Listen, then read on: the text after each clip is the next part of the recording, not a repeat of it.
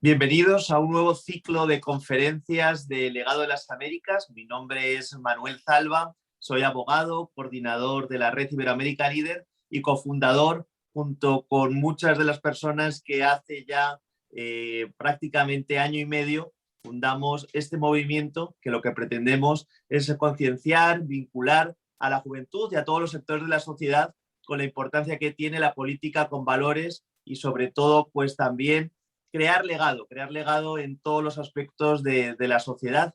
Iniciamos un nuevo ciclo de conferencias virtuales, en este caso con el expresidente de la República de Costa Rica, Miguel Ángel Rodríguez, que tendré el honor de presentar en unos minutos, pero para mí y en nombre de todos los que conformamos esta organización de Legado de las Américas, es un verdadero placer poder tenerles a todos ustedes. Somos más de 250 personas inscritas, más las que conferencia tras conferencia ven a través de nuestras redes sociales esta conferencia magistral que tendremos hoy, en este caso del expresidente Miguel Ángel Rodríguez, pero que hemos tenido oportunidad de tener anteriormente al presidente de la República del Uruguay, Luis Alberto Lacalle, a Nicolás Ardito, a los presidentes de Bolivia, Carlos Mesa y Jaime Paz Zamora, al expresidente también de Costa Rica, Luis Guillermo Solís, escuchando ideas sobre todo de temas de la historia latinoamericana y sobre todo, como decía anteriormente, creando conciencia y esperanza en esa juventud que pues, cada día pues, demuestra más que está vinculada con los derechos humanos y con la democracia en sus países. Yo les estoy hablando en este caso desde España, me encuentro esta vez aquí, son la 1:05 de la madrugada. Estamos entrando en directo para todos ustedes y nos están viendo de todos los países de la región iberoamericana, en este caso. Cuando termine este ciclo de conferencias, todos ustedes que hayan participado registrándose en las conferencias que hemos tenido anteriormente recibirán, firmados por todos los expresidentes que nos han acompañado, un diploma en honor nuestro y de todo el equipo delegado por su participación. Y además, antes de comenzar, quiero agradecer a Misión Presidencial y a las organizaciones vinculadas, Global Peace Foundation, Conferencia de Liderazgo de Uruguay, Fundación Esquípulas de Guatemala y Global Peace Women. Ahora llega el momento de presentar al expresidente de Costa Rica, Miguel Ángel Rodríguez, que además tengo el honor de conocerlo personalmente y cada vez que lo tenemos en este tipo de conferencias me alegra enormemente su vinculación y sobre todo su vocación de servicio y de continuar sembrando a través de sus experiencias, pues desde luego, como tenemos en este nombre de la organización, legado a través de todas las Américas.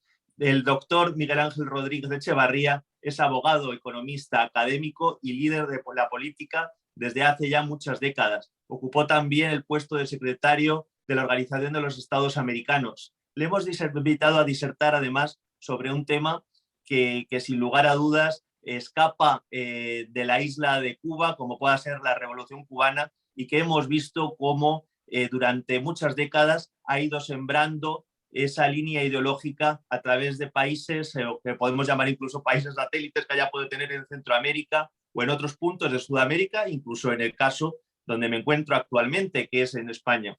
Los mitos son muy importantes en la construcción de la cultura y las civilizaciones, a veces para bien y muchas ocasiones también de manera negativa. Lamentablemente, el mito de la Revolución Cubana nubló, podríamos decir, la mente y conciencia de muchas generaciones de jóvenes. La realidad fue que un país regido por un régimen totalitario, hemos visto cómo cada vez ha ido más allá, incluso a pesar de todo lo que podamos ver actualmente en la isla de Cuba, el régimen castrista sigue violando los derechos humanos y cometiendo crímenes de lesa humanidad.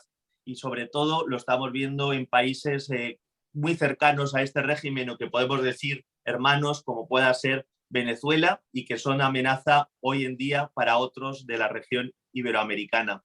Presidente Miguel Ángel Rodríguez, muchísimas gracias por acompañarnos. Es un honor poder tenerle para tratar un tema tan delicado pero tan importante a la vez como es el mito de la Revolución Cubana. ¿Cómo se encuentra, presidente? Gracias, Manuel. Gracias a Dios, muy bien. Encantado de poder compartir con usted, agradecido con Legado de las Américas y con la Misión Presidencial Latinoamericana por la invitación a compartir con todos, y especialmente agradecido con quienes nos hacen el favor de participar en esta en esta sesión. Voy a poner una presentación y espero que podamos entonces, con base en ella, aligerar un poco las cosas. Yo hace muchos años me acuerdo que alguien me dijo, cuando vas a decir algo, decí lo que vas a decir, decilo y después decí lo que dijiste. Y tal vez así soy capaz de que alguien recuerde lo que dijiste.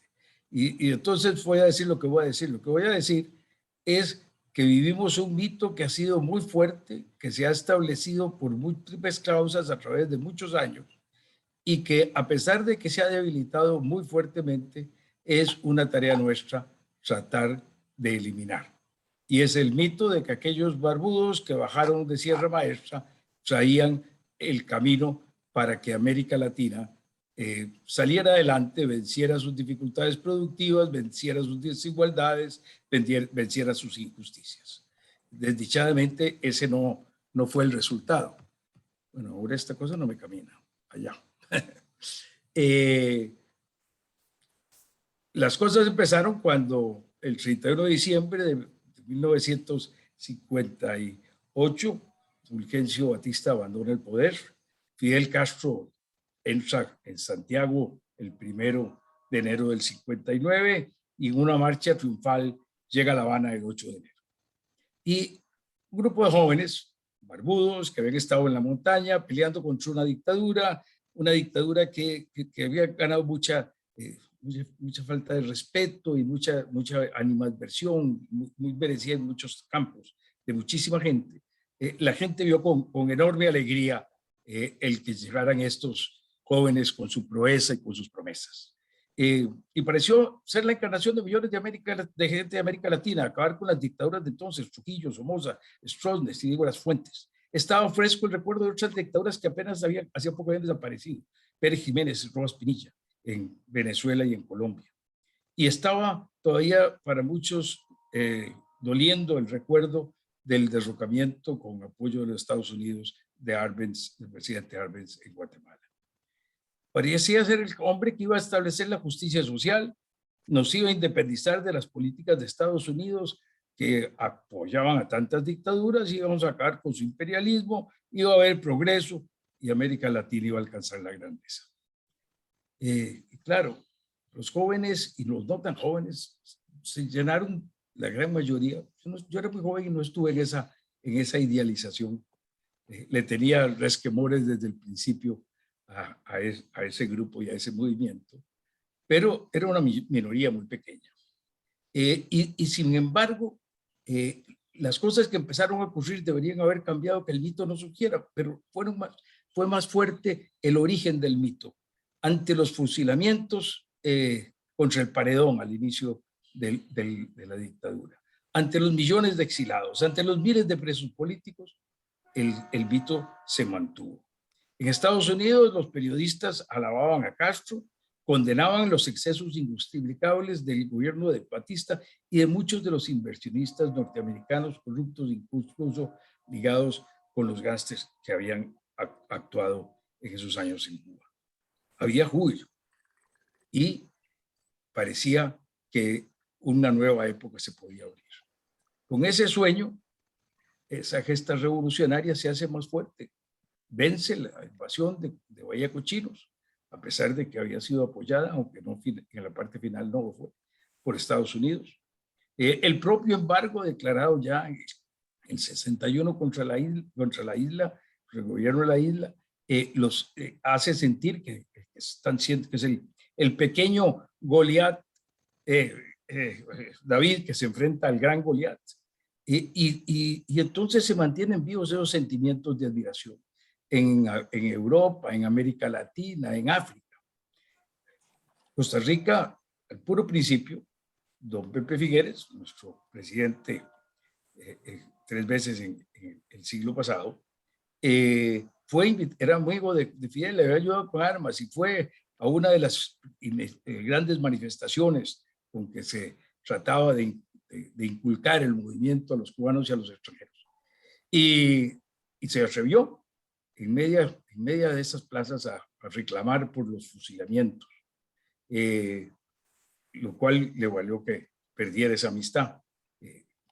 de lo cual estoy seguro que se enorgulleció. Costa Rica fue de los primeros países en romper relaciones con Cuba, don Mario Echandi, el presidente, en 1961.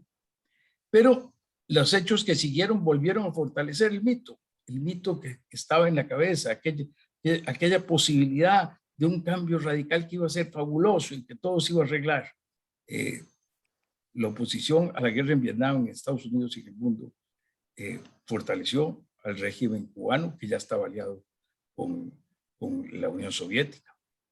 La invasión a la República Dominicana, yo en ese tiempo tenía una beca del Departamento de Estado de Estados Unidos, estudiaba en Berkeley mi doctorado y renuncié a la beca frente a esa invasión, porque consideré que estaban rompiéndose los acuerdos que se habían hecho de no intervención.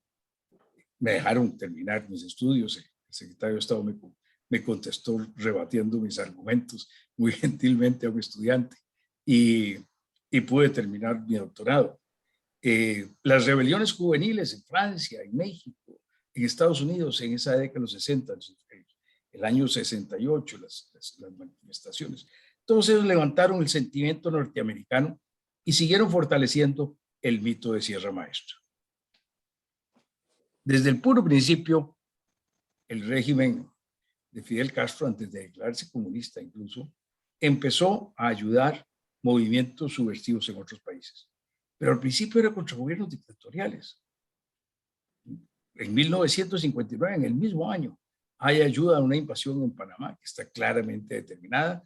Hay ayuda a otra invasión a Nicaragua a través de Honduras, a República Dominicana, a Haití. En 1963, al régimen no constitucional que ve en Argentina. En 1966, al gobierno militar de Bolivia. En 1970, el gobierno militar en Salvador, y empiezan las intervenciones en Centroamérica.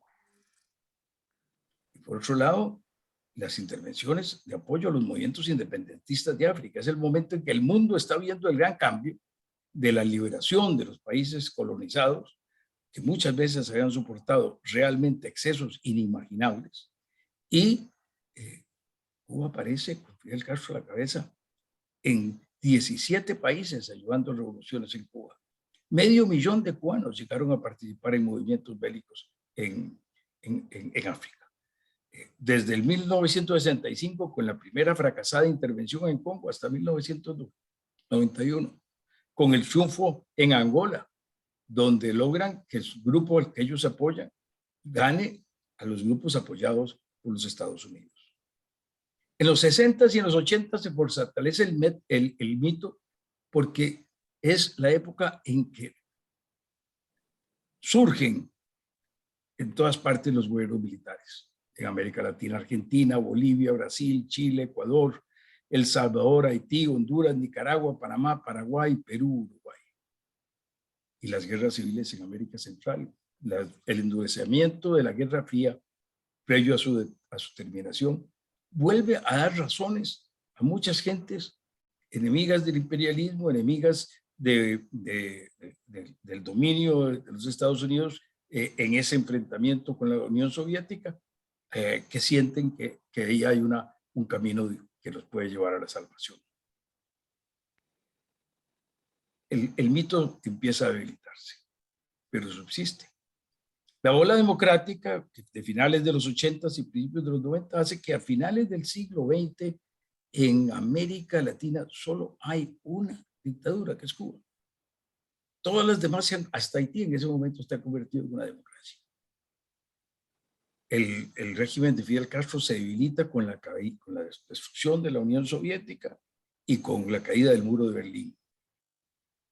Y el mundo se vuelve indiferente a Cuba. No desaparece el mito. El mito queda ahí, pero está como dormido. Y el mito se fortalece posteriormente cuando, a la ayuda que pierde Cuba con la caída de la Unión Soviética, que causa los difíciles años económicos y sociales en Cuba en los 90s, sigue la época de la gran ayuda venezolana con el petróleo. Y es la época en que sale con Chávez el socialismo del siglo XXI. Me faltó una I mayúscula ahí en el número del siglo. Surge el Foro de Río, se crea la CELAC para tratar de separarse de la OEA y de las relaciones con Estados Unidos en las relaciones interamericanas. Y ese mito que se había debilitado en los 90s, que con la llegada de las democracias, que con las actuaciones que también tuvo Fidel Castro con movimientos armados contra democracias, porque eso también se dio en Perú contra el presidente Fernando Belaúnde Terry, en Colombia en apoyo a los movimientos guerrilleros desde 1964 en adelante. Con lo cual también se le crean fisuras al régimen. En Costa Rica, me acuerdo que el presidente Rodrigo Carazo logró la liberación del compañero de luchas de Fidel Huber Matos, que había estado en prisión 20 años. Yo me acuerdo que al principio de mi participación política electoral, en los 80, principios de los 90, encabecé un movimiento con jóvenes que hicimos una movilización para pedir la liberación y obtener la liberación de los hermanos Arcos, compañeros de Castro también en Sierra Maestra, que también estaban encarcelados. Y a pesar de la indiferencia de Latinoamérica y de que para muchos ya Castro se veía como normal, eran tantos años de estar en el gobierno, el mito tal vez no era tan fuerte, pero ya nadie se preocupaba tanto fuera de los que lo estaban sufriendo desdichadamente, de las violaciones a la vida, a la libertad y a la dignidad de los ciudadanos en Cuba. Cuando vino la 9ª cumbre iberoamericana en La Habana, yo era presidente y le escribí al presidente Castro, le dije, yo voy, pero si me autorizan a hablar con los grupos disidentes y especialmente con mi amigo Osvaldo Pañá, que me había conocido cuando yo era presidente de OTCA y el movimiento Cristiano Liberación había entrado a nuestra organización. Me dijo que no, así que no fui, pero los demás fueron. Costa Rica no reanudó las relaciones diplomáticas con el gobierno de Castro, sino hasta el 2009. Y a pesar de esas fisuras, el mito ha persistido. Por eso yo creo que hoy, en pro de la libertad, la dignidad de las personas en nuestro continente, una de las dos tareas más urgentes son que frente al caso cubano, que los gobiernos asuman distancia frente al gobierno de la isla. No es eso de estar juntos en reuniones, compartiendo, como si fuera un gobierno de iguales. Hay que hacer la diferencia. Y los ciudadanos, para nuestras organizaciones, lo que nos corresponde es acabar con el mito de la revolución cubana como un camino a la justicia. Y lo desenmascaremos como lo que es una dictadura totalitaria, violadora de los derechos humanos e incapaz de construir progreso. ¿Cómo que incapaz de construir progreso? Vamos a ver que es incapaz de construir progreso. Y además, tenemos que partir de lo esencial. Es muy duro y es terrible la situación en Venezuela. Es muy duro y es terrible la situación en Nicaragua. Son dictaduras muy fuertes, pero no son totalitarias todavía. La revolución cubana es una dictadura totalitaria, que lo ha absorbido todo, que durante tantas décadas, que con el control de los medios de producción, que con las limitaciones al mercado, a pesar de las pocas aperturas que se han hecho, es una dictadura totalitaria, absolutista. En Venezuela y en Nicaragua hay partidos políticos, claro, encarcelan a sus dirigentes, les quitan la credencial a los partidos, impiden que participen en las elecciones, manipulan los resultados, impiden que tengan acceso a los medios de comunicación. En Cuba es una dictadura totalitaria, absolutista. No hay otro partido que el comunista. En Venezuela y Nicaragua hay medios de comunicación no gubernamentales. Cierto, a sus dirigentes los meten a la cárcel, les impiden que tengan el papel, les quitan las frecuencias o los compran. En Cuba no hay medios de comunicación privados. En Venezuela y Nicaragua hay empresas privadas. Cierto, se les interviene, se las expropia, se persigue a sus ejecutivos y propietarios. Se regula todo. Es una empresa privada en un mercado súper regulado. Los precios de lo que compras, de lo que vendes, de todo. En Cuba hasta hace poco no había empresas privadas. Y todavía lo que hay es en muy pocos sectores, en tamaños muy pequeños, con excepción del sector turismo que lo han abierto a los operadores extranjeros. Esta es una diferencia sustancial que le ha permitido a la dictadura cubana durante muchos años, décadas, prevenir acciones en su contra.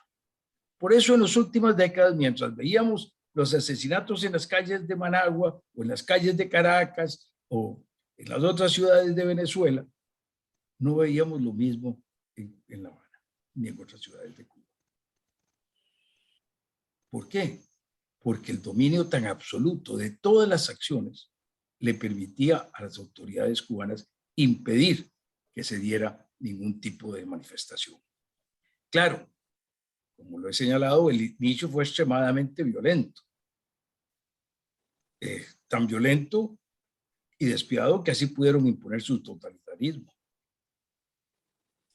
La abolición de la propiedad privada, quitarle los medios y las casas a las personas, los cientos de fusilados en el paredón, los miles de encarcelados, los millones de refugiados fuera de su patria, son una clara muestra de cómo se construyó ese totalitarismo. Ernesto el Che Guevara, el 11 de diciembre de 1964, ante la Asamblea General de la ONU, expresó: nosotros tenemos que decir aquí lo que es una verdad conocida, que la hemos expresado siempre ante el mundo. Fusilamiento, sí, hemos fusilado, fusilamos y seguiremos fusilando mientras sea necesario. A confesión de parte, relevo de prueba. La dictadura de Castro aprovechó de una manera bárbara e inhumana las necesidades de la gente de buscar su libertad, de buscar poderse expresar, de poder surgir, de buscar crear su bienestar económico. Y entonces, de esa manera logró hacerse de millones de sus ciudadanos, facilitando la inmigración. Con la facilitación de la inmigración en un pequeño puerto de la provincia de Matanzas de los 60, esto es después de la inmigración inicial, mediante el puente aéreo con Estados Unidos entre 1965 y 1973, con el éxodo masivo del Mariel que se produce después de que miles de cubanos invaden la embajada de Perú en La Habana buscando asilo, y que sirvió al gobierno cubano para incluso deshacerse de personas recluidas en prisiones y en centros psiquiátricos. Con la fuga de los balseros durante la crisis económica y alimentaria de 1994.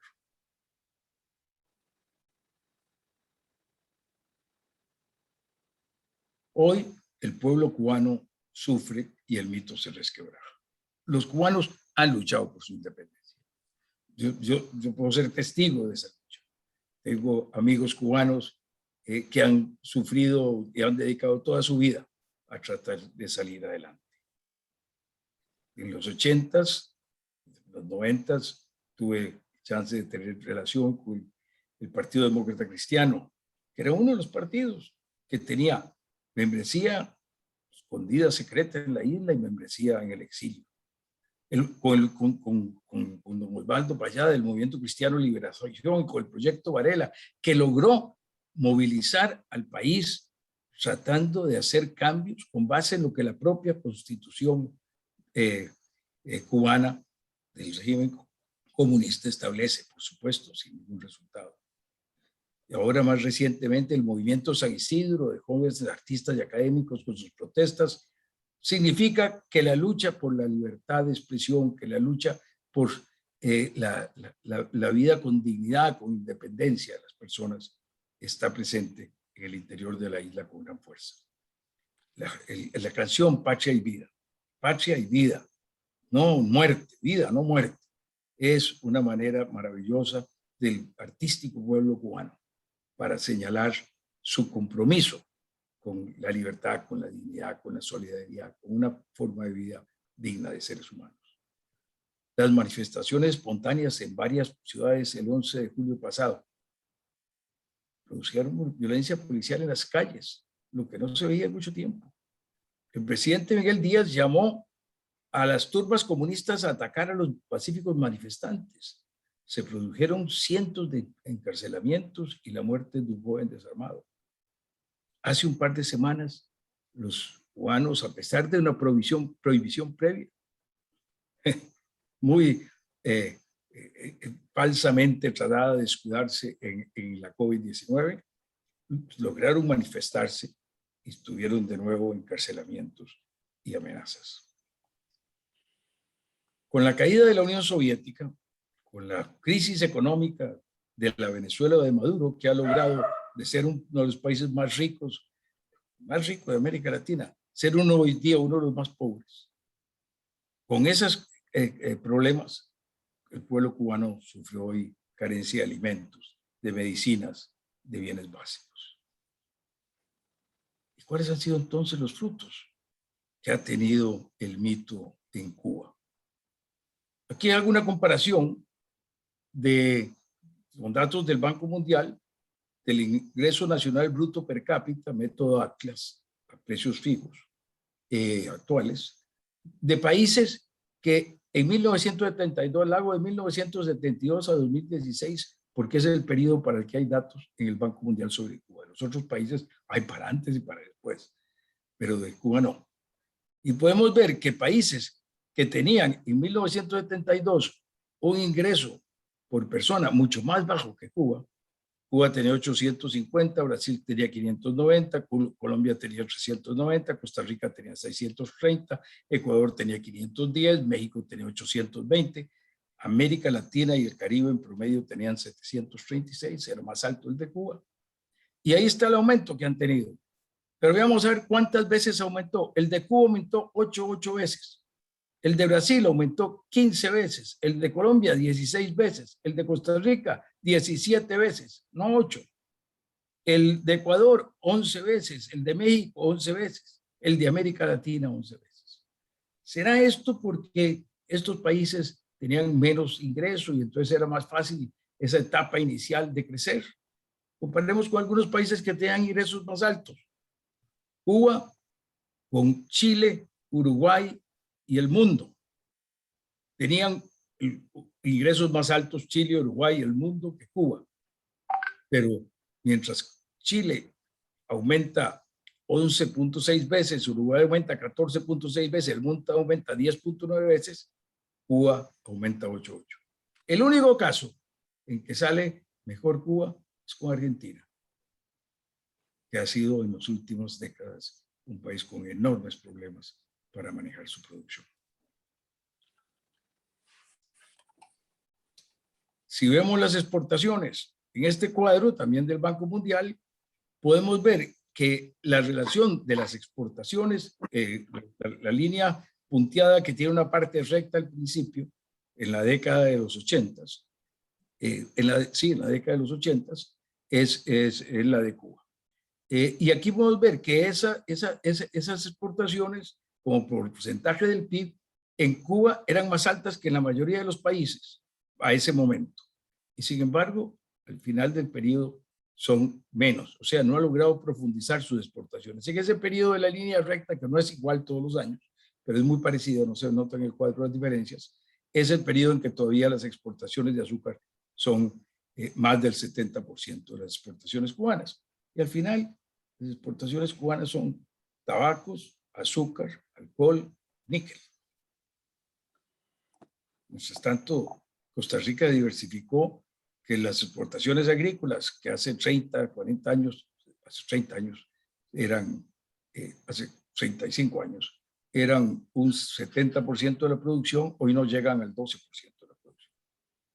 Y no es que no han crecido, se han multiplicado muchas veces, pero ahora exportamos no 5 o 6 productos fundamentales, sino que exportamos más de 1.200 productos. En 1973, la expectativa de Cuba era 63 de vida de Cuba era de 63.8 años para sus habitantes. En Chile, 57, en Costa Rica, 60 menores. ¿Cómo estamos al final del periodo en 2019? De nuevo, datos del Banco Mundial. Cuba es la menor, tiene 78 años, .8. Chile tiene 80.2 y Costa Rica 80.3. Si vemos la mortalidad infantil Cuando empieza la línea más baja es la de Cuba, era la que tenía mucho más baja mortalidad infantil. Porque si nos vamos a ver las cifras de 1959, cuando empieza la revolución, nos vamos a encontrar con que Cuba era uno de los países más adelantados en todos los campos de América Latina. Pero al final es menor la de Cuba que alguna de los otros países, pero en realidad todos tienden a un número ya muy parecido, hay muy poca diferencia. La escolaridad en primaria, en este caso también podemos ver cómo Cuba parte arriba de prácticamente estos otros países como que estamos comparando, Costa Rica, Uruguay, Chile, y sin embargo, al final no está en los primeros lugares, sino más abajo. Esto es, vamos a quitar la presentación. Bueno, esta es una manera rápida de poder ver lo que venía diciendo. Es un mito. El mito ha sido fortalecido por eventos producidos por el gobierno de Castro, pero también producidos por las circunstancias en el resto del mundo. Ese mito, a pesar de que se ha debilitado, todavía subsiste en algunas mentes. Y la obligación nuestra para apoyar a nuestros hermanos y hermanas cubanas en su lucha por su dignidad y por su libertad dentro de la bellísima isla es hacer que este mito desaparezca. Muchas gracias. Así es, presidente, y por eso estamos hoy aquí creando también este foro de análisis y de debate. Mientras estaba usted haciendo la exposición, hemos recibido mensajes de prácticamente todos los países de nuestra región y quiero agradecer además que lo he mencionado en la introducción, pero hacer hincapié en que sin misión presidencial latinoamericana, sin la misión de expresidentes, que es partner de delegado de las Américas, sería imposible pues obviamente tenerle a usted y a todos los presidentes con los que estamos haciendo este foro académico cada mes con distintas personas y con distintos temas tan importantes como los que estamos tratando. Presidente, vamos a iniciar una pequeña ronda de preguntas dentro de todo lo que ha estado exponiendo usted. También antes de entrar a temas ya más profundos de derechos humanos y de la situación geopolítica que ha llevado el castrismo a nuestra América, quería conocer también su opinión, su visión sobre la situación económica de Cuba y sobre el bloqueo económico, sobre ese también mito del bloqueo económico que muchas veces pues los que defienden esa triste dictadura totalitaria pues acusan que si no fuera por ese bloqueo económico, quizás la situación en Cuba sería otra. ¿Qué opina usted, presidente? No hay duda de que es una buena excusa. El tener la posibilidad de echarle a otro la culpa de mis propios errores siempre es algo que los humanos nos satisface mucho, nos quita problemas de encima. Y este ha sido uno de los hechos. Que tener claro, no se trata de un bloqueo. No hay barcos impidiendo que lleguen bienes de otros países a Cuba. Ha sido a través de los años un proceso en el cual hay un embargo de los Estados Unidos contra exportaciones de su propio país. No es que no se exporte de Estados Unidos, la mayoría de los alimentos que llegan a Cuba llegan exportados de los Estados Unidos. De manera que no es que tenga una situación en la cual no tiene acceso. De manera que tiene acceso a bienes de otros países y tiene acceso a bienes de los Estados Unidos. ¿Que eso puede tener algún inconveniente? Sí. Que el tamaño de ese inconveniente sea capaz de producir los efectos que se han producido en Cuba, no. Cuba no ha tenido un problema más serio porque durante muchos años vivió del subsidio de la Unión Soviética y durante muchos años ha vivido del subsidio que ayudó a empobrecer a Venezuela. Eliminados en los 90 del subsidio de la Unión Soviética, eliminado en los últimos años por el empobrecimiento de Cuba, no eliminado, disminuido el subsidio de Venezuela, ya no pueden ocultar la dificultad que están viviendo nuestros hermanos y hermanas en Cuba.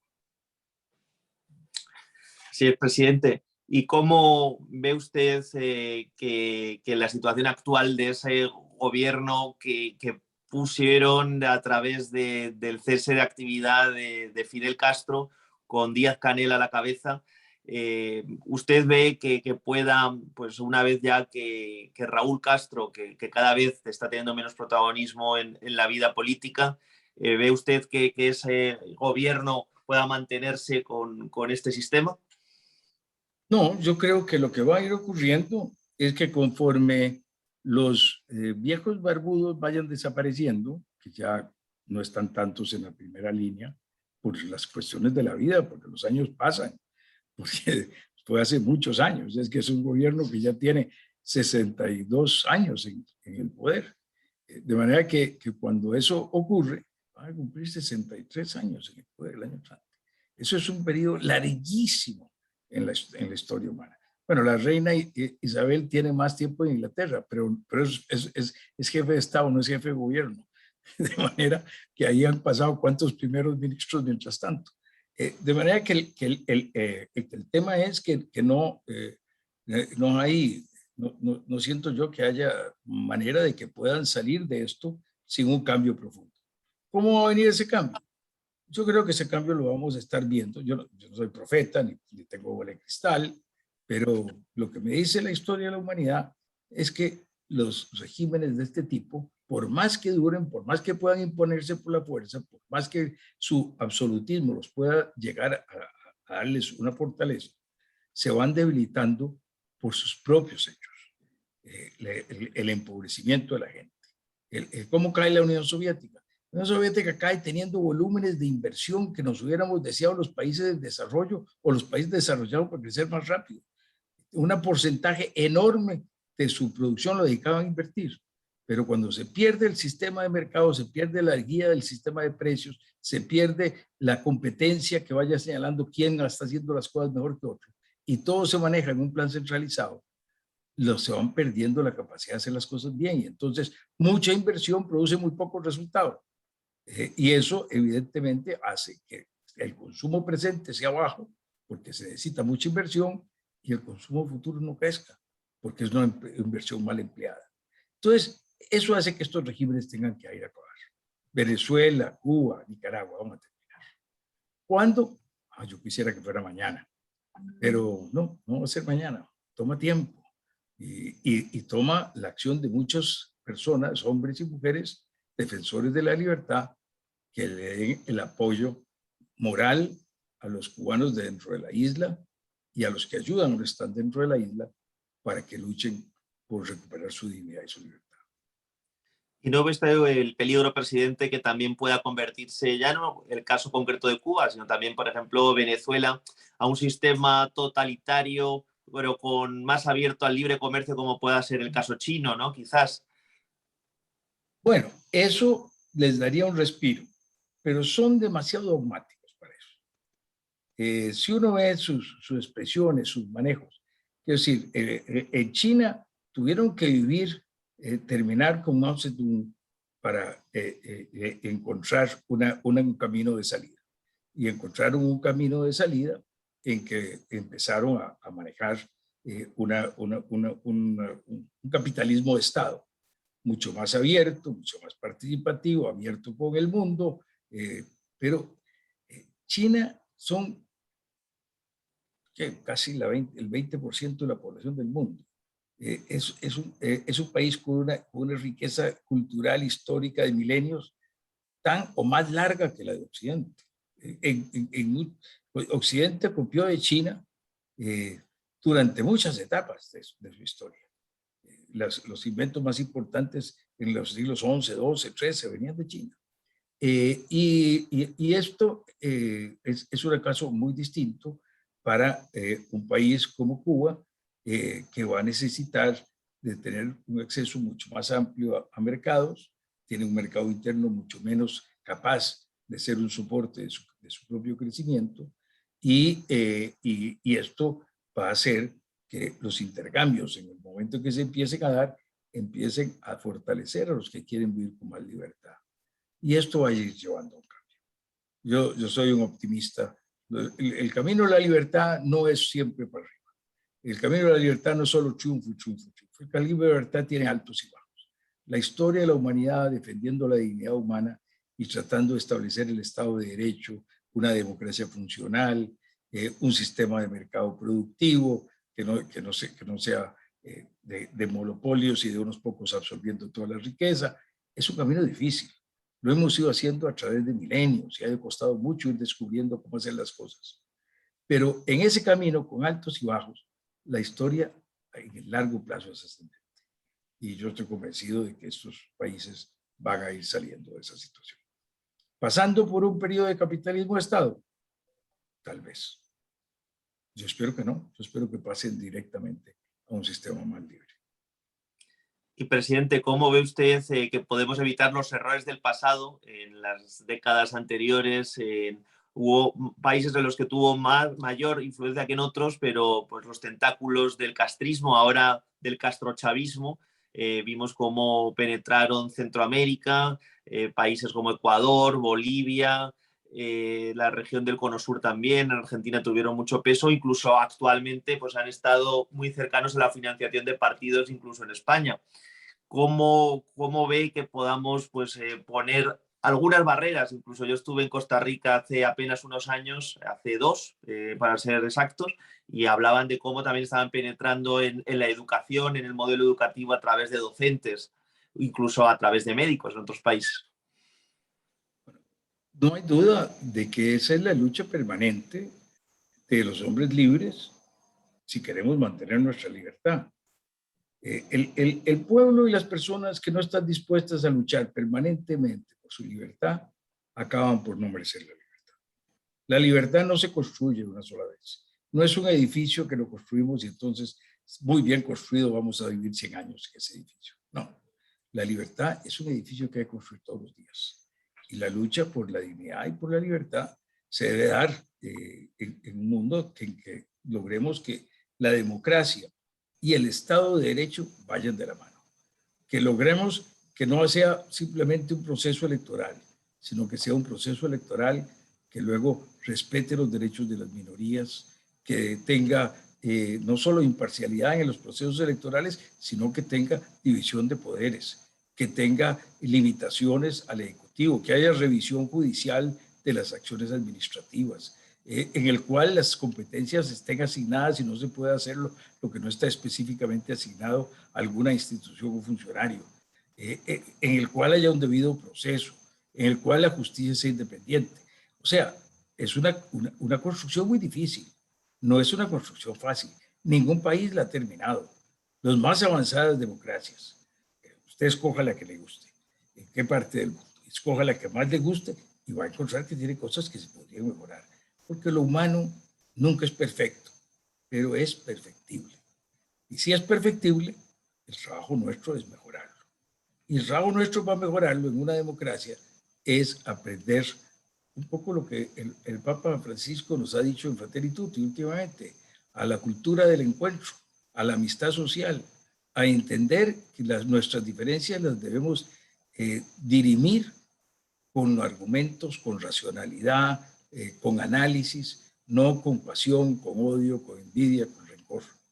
Y esta es una tarea difícil porque los seres humanos no somos solo mente, somos mente y corazón, y entonces tenemos amor, y tenemos hígado, y tenemos odio, y tenemos estómago, y tiene necesidades materiales. Entonces somos una cosa muy compleja y reaccionamos no solo con la cabeza, sino con todo. Y a veces es más fácil que nos manipulen por nuestros sentimientos. Y los sentimientos que a veces son más fáciles de manipular a la gente son los más negativos, los más destructivos, los que más dividen.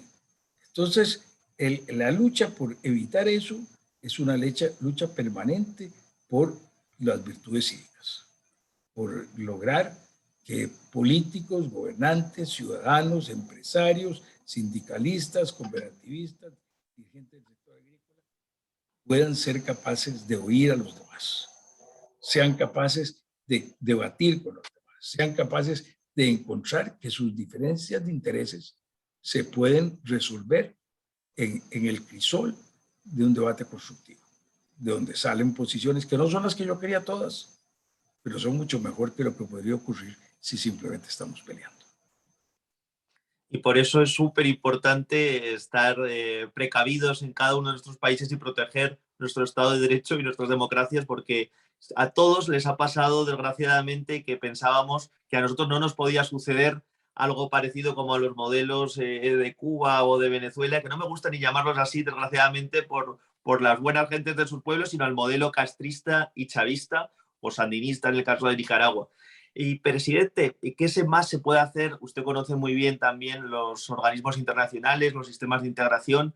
¿Qué más se puede hacer? ¿Se puede hacer algo más? Tenemos un secretario de Estado, un secretario de la Organización de Estados Americanos actualmente que se ha mojado bastante en el tema de las dictaduras de nuestra América, pero ¿qué más se podría llegar a hacer? ¿Qué opina? En mi periodo presidencial, Costa Rica fue el país que empujó primero en el proceso de las cumbres de la cláusula democrática. En la reunión de Quebec logramos que se estableciera que solo a las cumbres podían participar democracias. Desgraciadamente eso se rompió después y invitaron a Castro. Y ahí empezó un deterioro muy grande de ese principio.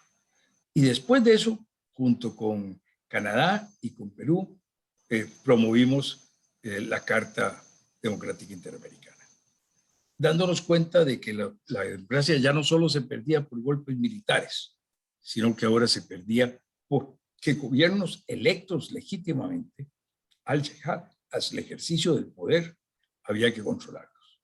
No se trata de que el gobierno lo tengamos para evitar que el hombre sea lobo del hombre, como decía Hobbes, si después dejamos que un tigre o un león gigantesco sea el que nos coma, que es el gobierno.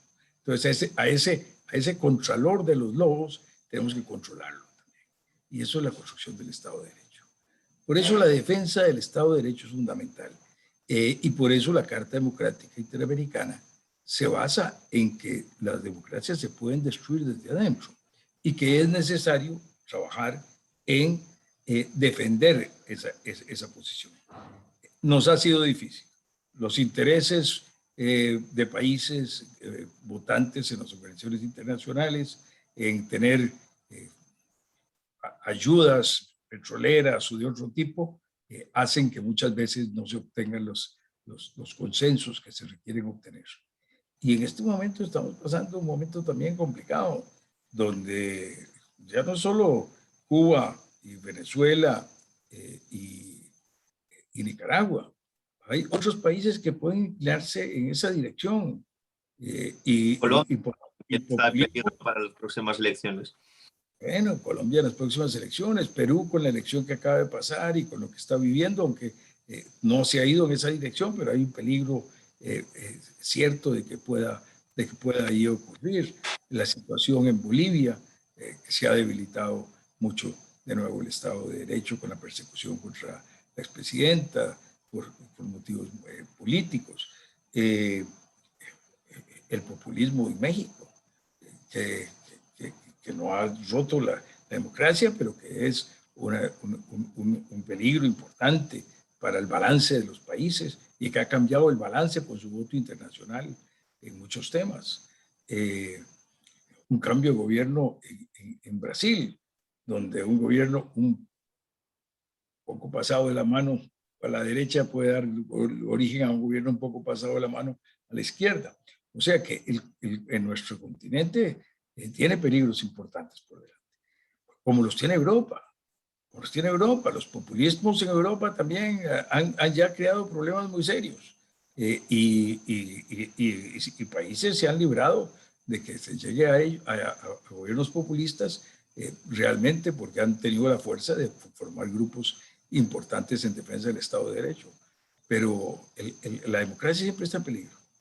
Es una institución frágil, depende, no está sentada en bayonetas, que dicen que eso es malo, porque se punza uno, pero todavía con las bayonetas uno, además de punzarse uno, podría punzar a otros. La democracia no se defiende con las armas, la democracia se defiende con la cultura de su gente defendiendo la democracia. Es la cultura democrática la que es indispensable. Y esa es una cultura de tolerancia, de respeto. Al final de cuentas, lo más importante del gran elemento perdido por muchos años del trío de la Revolución Francesa, la pérdida entre igualdad y libertad nos hizo olvidarnos de la fraternidad. que en mucho resuelve el conflicto entre libertad y igualdad, y que tenemos que rescatarlo para poder con mayor fuerza tener una cultura defensora de la democracia como Estado de Derecho, como defensa de los derechos humanos, como respeto a la dignidad de las personas. Presidente, y en este polvorín que vive nuestra América y que ha detallado en varios países en concreto, ¿cómo ve la evolución del Foro de Sao Paulo, que se convirtió hace unos meses, ya casi años, en el Grupo de Puebla?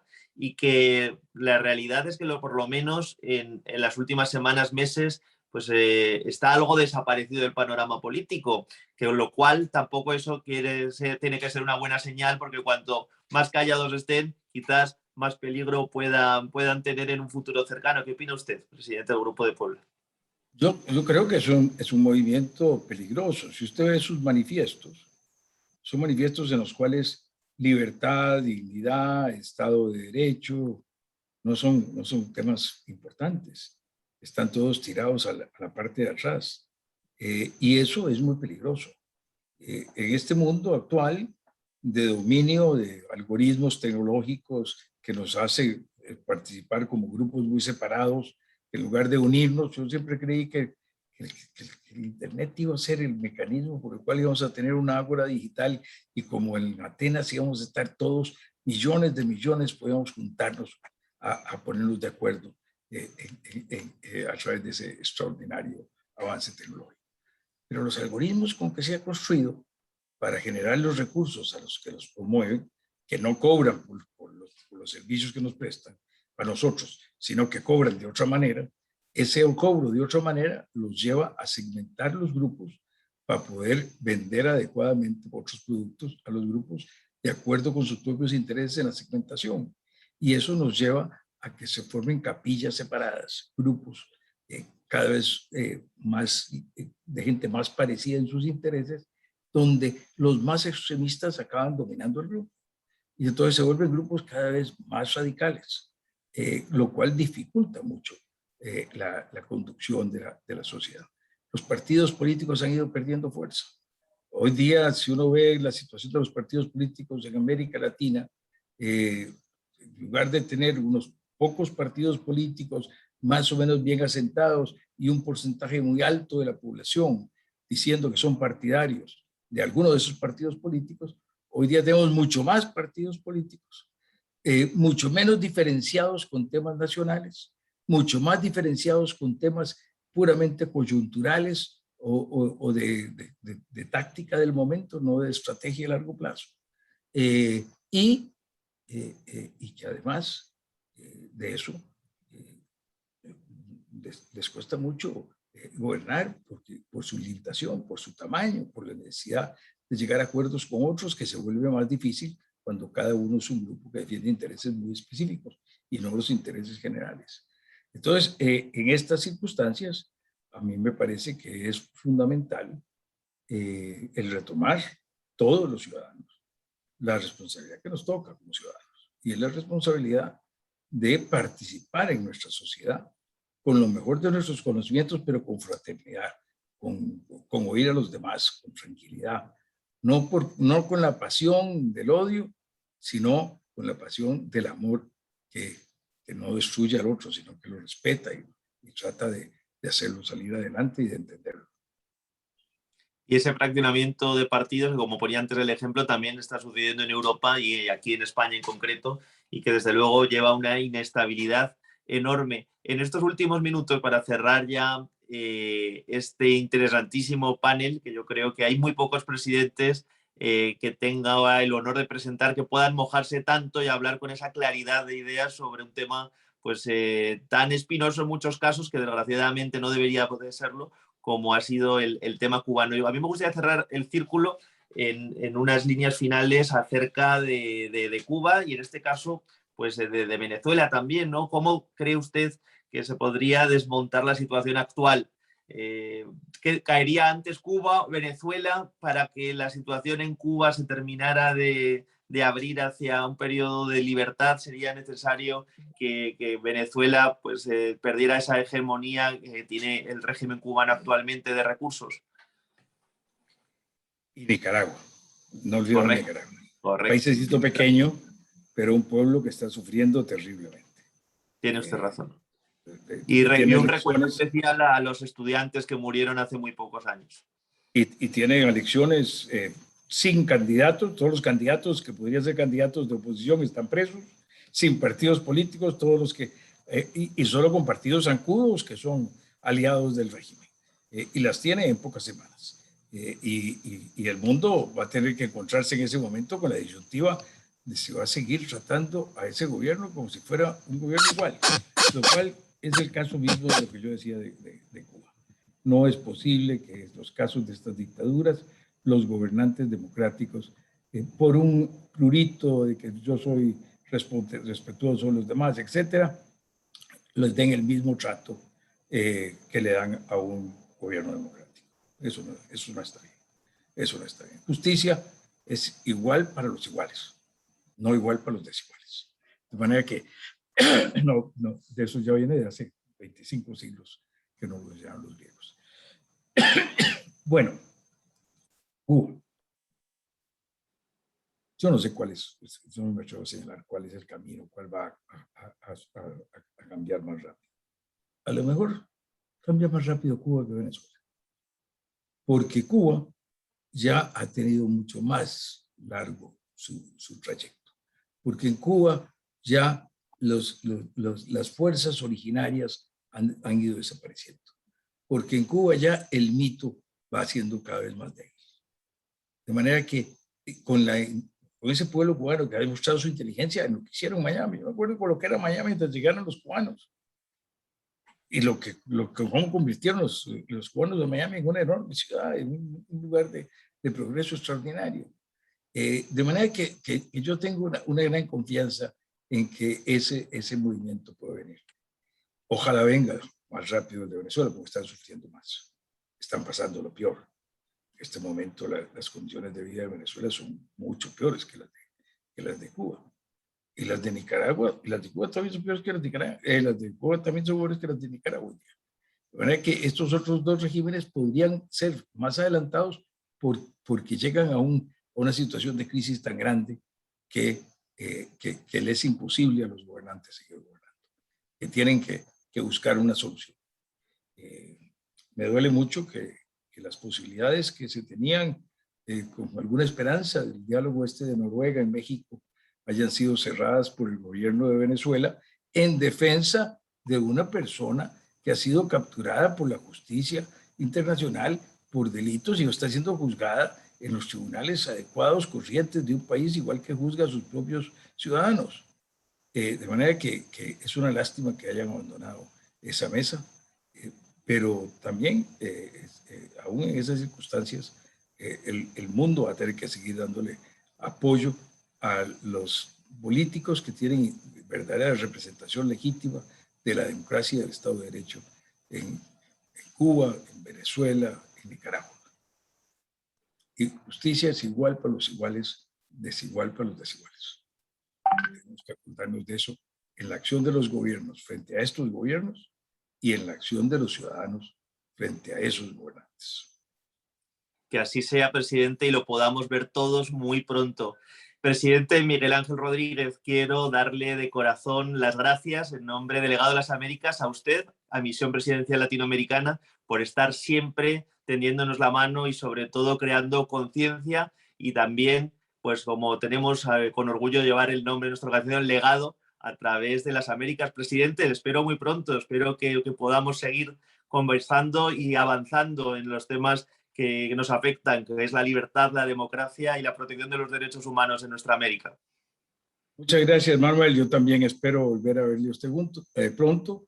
Agradezco al Legado de las Américas y agradezco a la Misión Presidencial la invitación que me hicieron. Agradezco mucho a las personas que nos han hecho el honor de mantenerse en la sintonía. A todos, que Dios los bendiga. Pura vida, presidente. Le esperamos muy pronto. Y a todos los que nos han acompañado de todos los puntos de nuestra América, recordarles que recibirán en los próximos días también un diploma por la participación en este excelente panel que nos hemos tenido el honor de organizar y de presentar. Muchas gracias a todos y hasta pronto.